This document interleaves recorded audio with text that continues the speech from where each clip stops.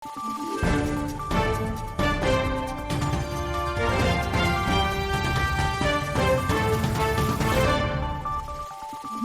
araw, Pilipinas! Ito ang Valiente News hatid sa inyo ng Office of the Vice President.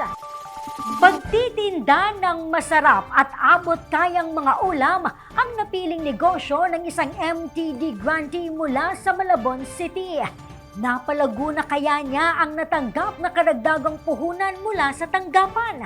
Ang kasagutan, alamin natin sa ulat ni Brian Latasa.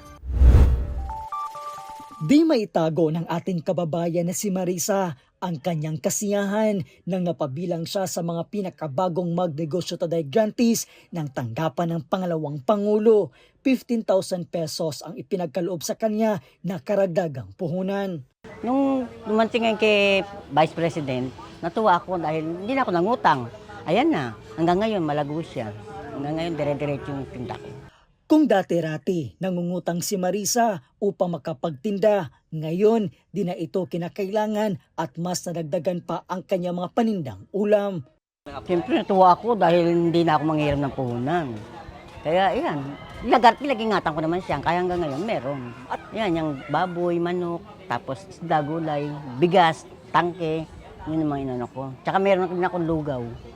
Para kay Marisa, malaking tulong para sa mga Pilipino ang Magnegosyo Taday program ng tanggapan ng pangalawang Pangulo na isa sa mga flagship program ni Vice President Inday Sara Duterte.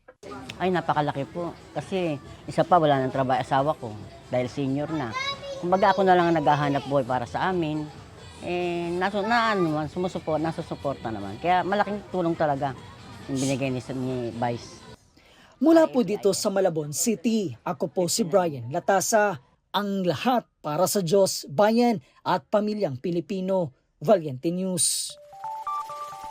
Kabuang bilang ng mga individual na naalalaya ng MTD program ng OVP, mahigit 1,000 na. Yan at marami pang mga balita ang dapat abangan dito lamang sa Valiente News. Ako si Claudette Loreto para sa makabuluhan, naninindigan at matapang na mga ulat at impormasyon. Maraming salamat!